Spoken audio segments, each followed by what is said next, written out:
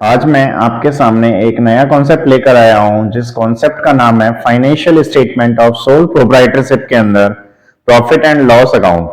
Profit and loss account होते क्या है और हमने क्या क्या डिस्कस किया था लास्ट क्लास में हमने डिस्कशन किया था ट्रेडिंग अकाउंट के बारे में। ट्रेडिंग अकाउंट किसका पार्ट था, आइए एक बार हम रिवाइज कर लेते हैं जो हमने लास्ट सेशन में डिस्कस किया था एक डायग्राम के थ्रू।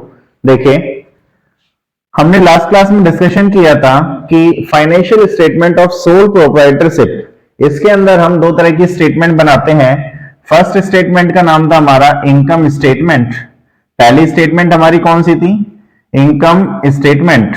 एंड सेकंड स्टेटमेंट का नाम था statement of financial position. Statement of financial position means जो स्टेटमेंट हमारे बिजनेस की फाइनेंशियल पोजीशन फाइंड आउट करें वो हमारे लिए कौन सी होती है? बैलेंस शीट भी बोला जाता है और उसे बोलते क्या है? Statement of financial position. और एक स्टेटमेंट हमने पढ़ी थी इनकम स्टेटमेंट। इनकम स्टेटमेंट का हमने दो पार्ट्स में डिवाइड किया था इसे। First is trading account, means जिससे हम क्या फाइंड आउट करते हैं? Gross profit and gross loss. And next आज की क्लास में हम पढ़ने वाले हैं profit and loss account. Profit and loss account, इसके बारे में आज की क्लास में हम डिस्कशन करेंगे कि प्रॉफिट एंड लॉस अकाउंट होते क्या हैं। ट्रेडिंग अकाउंट से हमने क्या फाइंड आउट किया था? ट्रेडिंग अकाउंट से हमने फाइंड आउट किया था कि ग्रॉस प्रॉफिट या ग्रॉस लॉस कैसे कैलकुलेट होते हैं। आज की क्लास में हमें profit and loss account discuss करना है। इसके साथ साथ हमें ये देखना है कि इसका नेचर क्या है, इसका फॉर्मेट क्या है, plus trading and profit and loss account में क्या डिफरेंसेस हैं, इन सभी के बारे में आज की क्लास में डिस्कशन करेंगे। आइए देखते हैं फॉर्मेट के थ्रू कि प्रॉफिट एंड लॉस अकाउंट कैसे बनाया जाता है, क्या फॉर्मेट होता है। आइए स्टार्टअप करते हैं एक फॉर्मेट से। यहां बनाता हूं बेटा मैं इसका फॉर्मेट, यही बनाते हैं इसका profit and loss account. Profit and loss account for the year ended. सबसे पहले तो ये ध्यान रखना ये ईयर एंड पे बनाए जाते हैं। इससे हमें ये पता चलता है कि हमने पूरे साल में ड्यूरिंग द ईयर क्या अर्न किया, कितना कमाया हमने, कितना प्रॉफिट हुआ हमें, ये सारी चीजें फाइंड आउट होती हैं इसमें। क्लियर? फॉर्मेट बहुत इजी है, फॉर्मेट में कोई भी प्रॉब्लम नहीं है, बहुत इजी कॉन्सेप्ट है हमारा। ये हमारा डेबिट साइड होता है, ये हमारा क्रेडिट साइड होता है। ईयर एंड पे बनाया जाता है। फर्स्ट चीज तो ये क्लियर रखना, ये ध्यान भी रखना। यह amount in rupees, amount in rupees ये होता है हमारा पार्टिकुलर और ये भी हमारा पार्टिकुलर। देखिए फॉर्मेट तो बहुत इजी है। अब सबसे पहले हम डिस्कशन करते हैं profit and loss account startup करने से पहले कि इसका नेचर क्या होता है, कि प्रॉफिट एंड लॉस अकाउंट का नेचर क्या है। बेटा ये ध्यान रखना, प्रॉफिट एंड लॉस अकाउंट का जो नेचर होता है वो होता है बेटा नॉमिनल। किस नेचर का होता है ये होता है बेटा नॉमिनल नेचर का। नॉमिनल नेचर होता है, एक नंबर का क्वेश्चन आता है what is the nature of profit and loss account, तो आप बताएंगे प्रॉफिट एंड लॉस अकाउंट का जो नेचर होता है it's an nominal nature. Nominal का रूल क्या होता है हमने पढ़ा था बेटा। नॉमिनल का रूल था हमारा debit all expenses and credit all incomes and gains, यही पढ़ा था बेटा हमने। अब देखिए प्रॉफिट एंड लॉस अकाउंट की सबसे पहले स्टार्टिंग कहां से होती है? सबसे पहले बेटा स्टार्ट होता है ग्रॉस प्रॉफिट से। यहां हम लिखते हैं by gross profit brought down, by gross profit brought down. सबसे पहले हमें यह लिखना है कि जो भी हमारा प्रॉफिट हुआ ट्रेडिंग अकाउंट से वो हमें ट्रांसफर करना होता है प्रॉफिट एंड लॉस अकाउंट में, क्रेडिट साइड। यदि हमारा लॉस आता है ट्रेडिंग अकाउंट से तो हम डेबिट साइड पोस्ट करते हैं, यहां लिखते हैं to gross loss brought down. Depend करेगा ट्रेडिंग अकाउंट हमारा क्या फाइंड आउट करके दे रहा है, means gross profit find out कर रहा है या ग्रॉस लॉस फाइंड आउट कर रहा है, वो हमें लिखना है उसके अकॉर्डिंग। अभी मैंने पढ़ा सर डेबिट में सारे एक्सपेंसेस आते हैं, खर्चे आते हैं डेबिट में, और क्रेडिट में सारी इनकम्स आती हैं। इनकम्स कौन कौन सी हो सकती हैं बेटा? देखिए इनकम हो सकती है हमारी bye commission received, bye commission received. और क्या हो सकता है बेटा? Bye interest received, bye interest received. बेटा हमने कमीशन रिसीव्ड किया या फिर हमने इंटरेस्ट रिसीव्ड किया, ये हमारे लिए क्या होती है? इनकम होती है, तो हमने क्रेडिट साइड में पोस्ट कर दी। और क्या इनकम हो सकती है बेटा? Bye discount received, bye discount received. और क्या इनकम हो सकती है बेटा? हमने रेंट रिसीव्ड किया किससे? टेनेंट से, मींस किराएदार से, तो वो भी हमारे लिए इनकम है। मैंने यहां लिखा बाय रेंट रिसिव्ड, हमने कोई भी रेंट रिसीव्ड कर लिया, वो हमारे लिए क्या हो गई बेटा, इनकम हो गई। और क्या हो सकती है इनकम हमारी, और बेटा हमारी इनकम हो सकती है by dividend on shares, by dividend on shares, कि हमें शेयर्स के ऊपर क्या मिल रहा है, डिविडेंड मिल रहा है। डिविडेंड का मतलब क्या होता है बेटा, प्रॉफिट्स में शेयर मिलना। और क्या इनकम हो सकती है बेटा हमारी, by profit on sale of fixed assets, हमने किसी फिक्स्ड असेट्स को सेल किया और उसे सेल करने से हमें क्या हो गया बेटा, प्रॉफिट हो गया, by profit on sale of fixed assets. Clear बेटा। और क्या इनकम हो सकती है हमारी, मेरे ख्याल से तो सफिशिएंट है, फिर भी एक दो इनकम और हम डिस्कस करते हैं। आपने बैड डेट्स रिकवर्ड का नाम सुना होगा, बैड डेट्स का नाम सुना है। बैड डेट्स मींस जो हमने क्रेडिट सेल किया कस्टमर को, फॉर एग्जांपल मैंने 5 लाख का क्रेडिट सेल कर दिया बेटा, क्या 5 लाख रुपए पूरा अमाउंट रिकवर्ड हो जाएगा, हो भी सकता है नहीं भी। यदि आ गया तो मींस कोई हमारा बैड डेट्स नहीं, यदि नहीं आया, मान लो 5 लाख में से 4,90,000 रुपए आया, 5 लाख रुपीज का मैंने क्रेडिट सेल किया, ठीक है, मैं यहां लिखता हूं 5 लाख का मैंने क्या किया, क्रेडिट सेल किया, मींस मेरे डेटा रेज हो गए, मेरे कस्टमर रेज हो गए 5 लाख से। 5 लाख में से मुझे रिसीव हो गया बेटा 4,90,000, 4,90,000 अमाउंट रिसीव्ड हो गया, रिकवर्ड हो गया, तो मींस 10,000 रुपए मेरे को रिकवर्ड नहीं हुए। जो 10,000 रुपए मुझे रिकवर नहीं हुए वो मेरे लिए क्या हो गया बेटा, बैड डेट्स हो गया। हम कब तक वेट करते हैं बेटा, बैड डेट्स कब मान लेते हैं, हमारा एक टाइम पीरियड होता है विद इन अ ईयर, यदि हमारे डेटर से अमाउंट रिसीव्ड हो गया कंप्लीट, मींस वो क्लियर है, करंट असेट्स है। यदि हमारे 10,000 रुपए पूरे साल में रिसीव नहीं होता तो हमारे लिए क्या होता है बेटा, बैड डेट्स हो जाता है। फॉर एग्जाम्पल मान लो 10,000 रुपए हमारा इस साल बैड डेट्स हो गया, लेकिन नेक्स्ट ईयर में जो हमारा इस साल बैड डेट्स हुआ था वो हमारा रिकवर्ड हो जाता है, उसे क्या बोला जाता है बेटा, बैड डेट्स रिकवर्ड बोला जाता है। तो वो हमारे लिए क्या होती है बेटा, अनएक्सपेक्टेड इनकम होती है, जिसके बारे में हम अनसर्टेन थे, अनसर्टेन होने के बाद भी वो इनकम हमें रिसीव हो गई, उसे क्या बोलते हैं बेटा, बैड डेट्स रिकवर्ड। क्लियर है, मैंने यहां लिखा बाय बैड डेट्स रिकवर्ड। कोई डाउट है बेटा यहां तक? इनकम्स के बारे में तो मेरे ख्याल से क्लियर हो गया होगा, काफी सारी इनकम हमने डिस्कस कर ली है बेटा, बहुत सारी इनकम हमने लिखी है। क्लियर है यहां तक? अब खर्चे क्या क्या हो सकते हैं वो देखते हैं। खर्चे में बेटा फॉर एग्जाम्पल यहां मैंने लिखा टू रेंट, हम बेटा रेंट पे कर रहे हैं। अब क्वेश्चन में स्टूडेंट के माइंड में सबसे पहले आता है सर रेंट लिखा, ये हमारे लिए डायरेक्ट है इनडायरेक्ट है, क्योंकि रेंट तो हमने कहां पढ़ा था, हमने ट्रेडिंग में भी पढ़ा था बेटा। ट्रेडिंग में आता है फैक्ट्री रेंट, इसमें आता है ऑफिस रेंट। यदि क्वेश्चन साइलेंट हो, क्वेश्चन में कुछ भी नहीं लिखा हुआ कि रेंट हमारा फैक्ट्री से रिलेटेड है या ऑफिस से रिलेटेड है, तो आपको क्या मानना है बेटा, ऑफिस से रिलेटेड रेंट मानना है और प्रॉफिट एंड लॉस अकाउंट में डेबिट साइड पोस्ट कर देना है। क्लियर बेटा? नेक्स्ट और क्या हो सकता है बेटा, रेंट के बाद लाइटिंग भी हो सकती है बेटा, लाइट्स का जो भी बिल होगा जहां स्टाफ वगैरह बैठ रहा है, ऑफिस लाइटिंग वगैरह से रिलेटेड हो सकता है। और क्या हो सकता है बेटा, टू सैलरी, सैलरी इंप्लॉइज की हमें सैलरी पे करनी है, वर्कर की हम क्या पे करते हैं बेटा, मजदूरी, जिसे वेजेस बोलते हैं, और यहाँ इंप्लॉइज की क्या पे कर रहे हैं, सैलरी। क्लियर? या फिर लिखा हो सकता है टू सैलरी एंड वेजेस। बेटा एक चीज ध्यान रखना, सैलरी एंड वेजेस लिखा है तो इनडायरेक्ट, और वेजेस एंड सैलरी लिखा है तो हमारे लिए क्या हो जाएगा, डायरेक्ट। क्लियर? याद रह गए? यदि सैलरी एंड वेजेस, मैं लिखता भी हूं बेटा, याद ध्यान रखना, यदि सैलरी एंड वेजेस लिखा है तो मींस इनडायरेक्ट है, इनडायरेक्ट एक्सपेंसेस।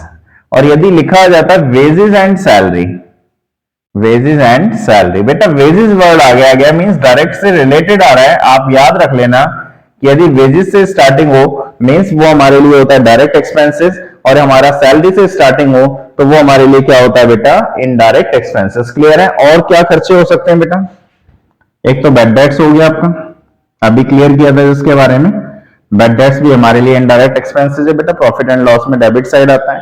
और क्या हो सकता है, सेलिंग एंड डिस्ट्रीब्यूशन एक्सपेंसेस हो सकता है, सेलिंग एंड डिस्ट्रीब्यूशन एक्सपेंसेस हो सकता है। और क्या हो सकता है, loss on sale of assets, loss on sale of fixed assets, हमने कोई फिक्स्ड असेट्स सेल कर दी और वो भी लॉस पे सेल की, तो वो हमारे लिए क्या है बेटा, वो भी एक्सपेंसेस है हमारे लिए। आपको क्लियर हो गया होगा, हमारे एक्सपेंसेस डेबिट साइड आएंगे, जितने भी इनडायरेक्ट एक्सपेंसेस है वो हमारे सारे कहां आएंगे, डेबिट साइड आएंगे। कोई इंश्योरेंस प्रीमियम पे कर रहे हो वो भी आ जाएगा, तो इंश्योरेंस प्रीमियम और क्या हो सकता है बेटा, और हो सकता है आपका इंश्योरेंस प्रीमियम पे किया, कोई भी आउटस्टैंडिंग एक्सपेंसेस है वो आ गया, कोई भी डेप्रीशिएशन है वो आ गया। मेरे ख्याल से क्लियर हो गया होगा। डेबिट साइड और क्रेडिट साइड, डेबिट साइड मैंने सारे खर्चे लिखे, क्रेडिट साइड मैंने सारी इनकम्स लिखी। क्लियर है बेटा। उसके बाद हमें क्या करना होता है, हमें डेबिट साइड का टोटल करना होता है। हमें इस साइड का, जो ये साइड है हमारी, ये मैंने लिख दिया सारा, इस साइड का हमें क्या करना होता है बेटा, टोटल करना होता है, और इस साइड का टोटल करना होता है हमें। ठीक है, ये लिख दिया है मैंने सारा, समझ जाना बेटा। डेबिट और क्रेडिट साइड का मैंने टोटल करना है। यदि क्रेडिट साइड का टोटल डेबिट साइड से ज्यादा होता है तो हमारे लिए क्या होता है, नेट प्रॉफिट होता है बेटा। इसी फॉर्मेट को मैं ऊपर दोबारा से रिपीट कर रहा हूं। यहाँ पे यहां देखिए, प्रॉफिट एंड लॉस अकाउंट पढ़ रहे थे ना, प्रॉफिट एंड लॉस अकाउंट पढ़ रहे थे, और प्रॉफिट एंड लॉस अकाउंट में मैंने क्रेडिट साइड का टोटल किया, इस साइड का टोटल कर दिया, इस साइड का टोटल कर दिया। ठीक है, दोनों साइड का टोटल हो गया। कंटिन्यू कर रहे हैं। इसके बाद यदि क्रेडिट साइड ज्यादा है तो बेटा डेबिट साइड हमारा क्या बच जाएगा, डेबिट साइड हमारा हो जाएगा नेट प्रॉफिट। डेबिट साइड क्या आ जाएगा बेटा, नेट प्रॉफिट आ जाएगा। If credit side exceeds than debit side then balances is net profit। Clear है, कोई डाउट है यहां तक? यदि हमारा क्रेडिट साइड ज्यादा होता है, डेबिट साइड कम आता है, तो हमारे लिए क्या है, नेट प्रॉफिट। यदि डेबिट ज्यादा है, क्रेडिट कम है, तो नेट लॉस आ जाएगा। क्लियर है बेटा। मेरे ख्याल से प्रॉफिट एंड लॉस अकाउंट का जो मैंने फॉर्मेट बताया वो सभी स्टूडेंट्स को क्लियर हो गया होगा कि प्रॉफिट एंड लॉस अकाउंट कैसे बनाए जाते हैं, इसका नेचर क्या होता है। तो बेटा ये माइंड में रखना कि प्रॉफिट एंड लॉस अकाउंट का नेचर हमारा होता है nominal, debit all expenses, credit all incomes. और प्रॉफिट एंड लॉस अकाउंट्स क्या रिप्रेजेंट करता है, किसी भी फर्म की, किसी भी कंपनी की, किसी भी बिजनेस ऑर्गेनाइजेशन, सोल प्रोप्राइटरशिप की क्या रिप्रेजेंट करता है, फाइनेंशियल परफॉर्मेंस। मींस कि उसने पूरे साल में कितना प्रॉफिट अर्न किया, क्या फाइनेंशियली क्या वो स्ट्रांग है, क्या उसने प्रॉफिट एक्सेस किए या नहीं किए। कंपैरिजन कर सकते हैं बेटा हम, प्रॉफिट एंड लॉस अकाउंट बना के हम लास्ट ईयर के प्रॉफिट एंड लॉस अकाउंट से इस साल के प्रॉफिट एंड लॉस अकाउंट का क्या कर सकते हैं, कंपैरिजन कर सकते हैं। क्लियर है बेटा यहां तक, कोई डाउट? अब क्वेश्चन पूछा जाता है, सर हमने ट्रेडिंग अकाउंट भी पढ़ा, प्रॉफिट एंड लॉस अकाउंट भी पढ़ा, तो बताइए trading and profit and loss account में डिफरेंसेस क्या है, differences between trading and profit and loss account. तो बेटा आपके माइंड में सबसे पहले क्लियर होना चाहिए, trading account represent gross profit and gross loss. Clear? And profit and loss account represent net profit and net loss. Clear है first point. Second point, trading account से जो ग्रॉस प्रॉफिट फाइंड आउट करते हैं then transfer to profit and loss account. बेटा नजर आ रहा होगा कि gross profit transfer to profit and loss account, और जो भी हमारा नेट प्रॉफिट आएगा प्रॉफिट एंड लॉस अकाउंट से निकलकर then transfer to balance sheet. Clear है, ये हमारे बैलेंस शीट्स में कवर होंगे। प्रॉफिट एंड लॉस अकाउंट में सारे इनडायरेक्ट एक्सपेंसेस को रिकॉर्ड किया जाता है, ट्रेडिंग अकाउंट में सारे डायरेक्ट एक्सपेंसेस को रिकॉर्ड किया जाता है। मींस मेरे ख्याल से क्लियर हो गया होगा आपका कि सर ट्रेडिंग अकाउंट भी क्लियर है, प्रॉफिट एंड लॉस अकाउंट्स भी क्लियर है, नेचर्स भी दोनों के क्लियर हैं। आइए हम प्रॉफिट एंड लॉस अकाउंट्स में ही कुछ फॉर्मूलेज जनरेट करते हैं, कुछ फॉर्मूलेज के बारे में डिस्कशन करते हैं कि ऑपरेटिंग प्रॉफिट क्या होता है। सर डायरेक्ट इनडायरेक्ट एक्सपेंसेस पढ़ रहे हैं बहुत देर से, क्या होते हैं ऑपरेटिंग, नॉन ऑपरेटिंग क्या होते हैं, इन सभी के बारे में फॉर्मूलेज के थ्रू डिस्कशन करते हैं। आइए बेटा ये रफ कर रहा हूं, स्क्रीनशॉट लेना है स्क्रीनशॉट ले लो, अदरवाइज नोट कर लो तो बहुत अच्छा है। देखिए कुछ फॉर्मूलेज डिस्कस करते हैं हम। क्या फॉर्मूले हैं बेटा हमारे, देखिए फर्स्ट फॉर्मूला है हमारा, हम कहते हैं कि सर हमें नेट प्रॉफिट फाइंड आउट करना है। आपने अभी नेट प्रॉफिट फाइंड आउट करना सिखाया फॉर्मेट के through, profit and loss accounts के थ्रू।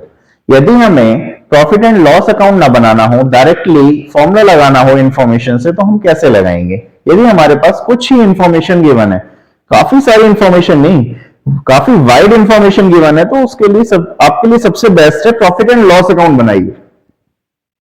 लेकिन जब आपके पास इंफॉर्मेशन लिमिटेड है, इंफॉर्मेशन कम है, और आपको लगता है कि ये फॉर्मूले से क्लियर हो सकता है और क्वेश्चन भी साइलेंट है, कुछ नहीं कहता, तो उस कंडीशन में डायरेक्टली फॉर्मूला पुट कीजिए। तो नेट प्रॉफिट का फॉर्मूला होता है बेटा gross profit minus all indirect expenses, all indirect expenses plus all indirect income, all indirect income. Clear हो गया होगा बेटा? वही चीज तो मैंने फॉर्मेट में लिखी थी कि ग्रॉस प्रॉफिट में से सारे खर्चों को माइनस कर दिया इनडायरेक्ट नेचर के और इनकम्स को ऐड कर दिया। Clear? Secondly, net profit find out करना होता है। क्वेश्चन में कई बार ना ऑपरेटिंग प्रॉफिट गिवन होते हैं, क्वेश्चन में कई बार ऑपरेटिंग प्रॉफिट गिवन होते हैं, तो नेट प्रॉफिट कैसे फाइंड आउट करोगे? तो बेटा इसका सेकंड फॉर्मूला सुनिए नेट प्रॉफिट ही फाइंड आउट करने का। Net profit is equal to operating profit, operating profit minus non operating expenses, minus non operating expenses plus non operating income, plus non operating income. Clear हो गया होगा बेटा formula कि यदि net profit निकालने के लिए ऑपरेटिंग प्रॉफिट में से नॉन ऑपरेटिंग नेचर के खर्चों को माइनस कर दिया जाए और नॉन ऑपरेटिंग नेचर की इनकम को प्लस कर दिया जाए तो बेटा हम net profit easily find out कर सकते हैं। क्लियर है? नेक्स्ट देखते हैं बेटा कि ऑपरेटिंग प्रॉफिट कैसे फाइंड आउट होंगे।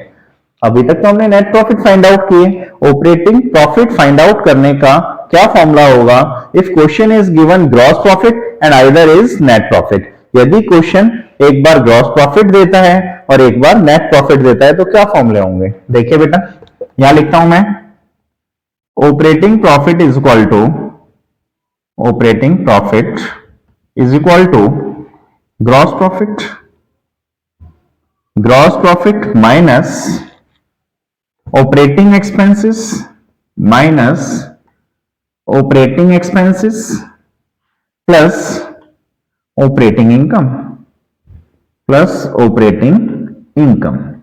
क्लियर हो गया होगा बेटा? ग्रॉस प्रॉफिट में से मुझे ऑपरेटिंग एक्सपेंसेस माइनस करने हैं और ऑपरेटिंग इनकम्स को क्या करना है? प्लस करना है। Clear? Next, operating profit, if question is given gross profit then find out operating profit. तो बेटा हमने ये फॉर्मूला पढ़ लिया। यदि क्वेश्चन में गिवन है नेट प्रॉफिट और ऑपरेटिंग प्रॉफिट फाइंड आउट करना है तो कैसे होगा देखिए। नेक्स्ट इज इसी का सेकंड फॉर्मूला बेटा, यहां मैं और लिख रहा हूं। और नेट प्रॉफिट हमें क्वेश्चन में गिवन है, हमने यहां लिखा net profit plus non operating expenses, plus non operating expenses minus non operating income, minus non operating income. Clear है बेटा? ये किसका फॉर्मूला है हमारा? ये फॉर्मूला बेटा हमारा ऑपरेटिंग प्रॉफिट फाइंड आउट करने का, ऑपरेटिंग प्रॉफिट फाइंड आउट करने का फॉर्मूला है net profit plus non operating expenses minus non operating income. Sir हमने चार फॉर्मूले तो पढ़ लिए, formula number 1, formula number 2, formula number 3 and formula number 4। Sir चार फॉर्मूले तो हमने अलग अलग पढ़ लिए, लेकिन इसमें ऑपरेटिंग नॉन ऑपरेटिंग बहुत सारी बातें आ रही हैं। इन सभी बातों का क्या मतलब है ये क्वेश्चन में हमें क्लियर कीजिए। देखिए बेटा हमने operating profit, operating expense, non operating expense बहुत सारी बातें की। वन बाय वन इनके बारे में डिस्कशन करते हैं कि ये होते क्या है। देखिए कल की क्लास में हम लोगों ने डिस्कशन किया था कि हमारे एक्सपेंसेस टू टाइप्स के होते हैं, यही डिस्कशन किया था बेटा। Expenses have two types, first is direct expenses and second expenses is called indirect expenses, second expense is called indirect expenses। दो expenses पढ़े थे।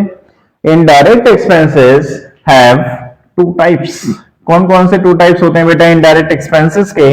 first expenses is operating expenses, first is operating expenses and second is non operating expenses, second is non operating expenses। एक तो बेटा operating nature के होते हैं और दूसरे कौन से होते हैं हमारे? नॉन ऑपरेटिंग नेचर के होते हैं। अब क्वेश्चन में बात उठती है सर आपने लिख तो दिया कि एक ऑपरेटिंग नेचर और एक नॉन ऑपरेटिंग नेचर, ये हमारे लिए ऑपरेटिंग नेचर और नॉन ऑपरेटिंग नेचर है क्या? यहां हमने ऑपरेटिंग ही लिखा है या नॉन ऑपरेटिंग? ऑपरेटिंग का मतलब बेटा कि जो बिजनेस को ऑपरेट करने से रिलेटेड है, मींस जिसके बिना बिजनेस रन नहीं कर सकता, मूवमेंट कर ही नहीं सकता, चल नहीं सकता बेटा बिजनेस, वो हमारे ऑपरेटिंग नेचर के खर्चे होते हैं। नॉन ऑपरेटिंग नेचर क्या होता है बेटा? जिसकी हमें इतनी रिक्वायरमेंट नहीं थी, हमें बिजनेस चल रहा था, रन कर रहा था, लेकिन वो हमारे नॉन ऑपरेट से रिलेटेड है। जैसे हमने बैंक से लोन ले लिया, उसके ऊपर हम इंटरेस्ट पे कर रहे हैं, तो वो हमारे लिए क्या हो गया? नॉन ऑपरेटिंग नेचर हो गया। क्लियर हो गया यहां तक? अब देखिए ऑपरेटिंग एक्सपेंसेस के एग्जांपल और नॉन ऑपरेटिंग एक्सपेंसेस के एग्जांपल कौन कौन से होंगे। नंबर 1, यदि हम यहां ऑपरेटिंग एक्सपेंसेस की बात करें, हम बेटा सैलरी पे कर रहे हैं, किसको? एम्प्लॉयज को। सैलरी तो पे करनी पड़ेगी, जब भी तो वो काम करेंगे, अदरवाइज काम ही नहीं करेंगे।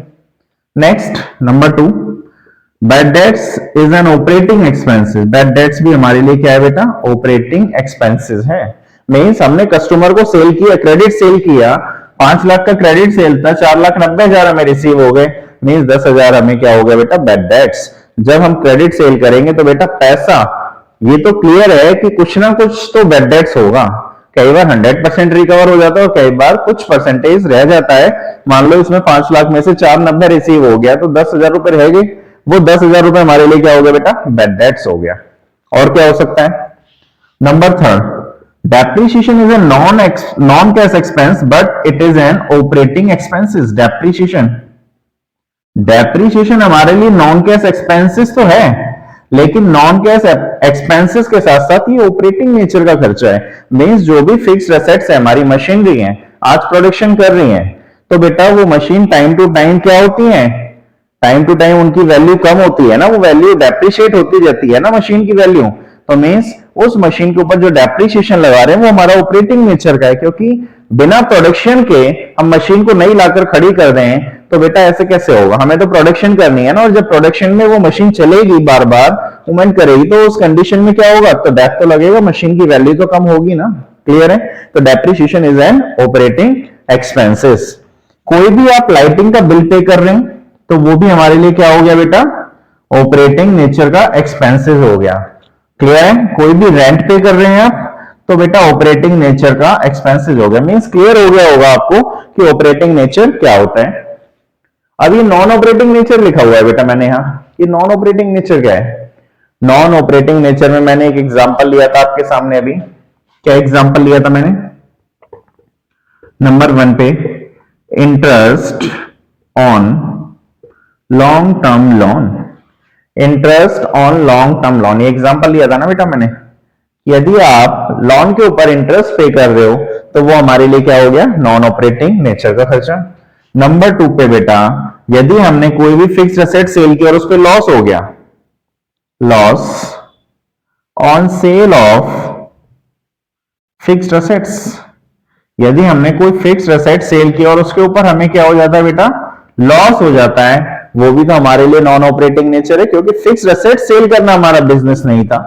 हमने आफ्टर 15 ईयर यदि उसे सेल कर दिया, रिप्लेस कर रहे हैं, उसे सेल कर रहे हैं और उससे लॉस हो जाता है उससे हमें, तो वो हमारा नॉन ऑपरेटिंग नेचर का खर्चा होता है। क्लियर हो गया बेटा?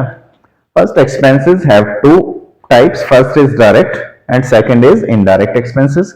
Indirect expenses have 2 types, first is operating expenses and second is non operating expenses.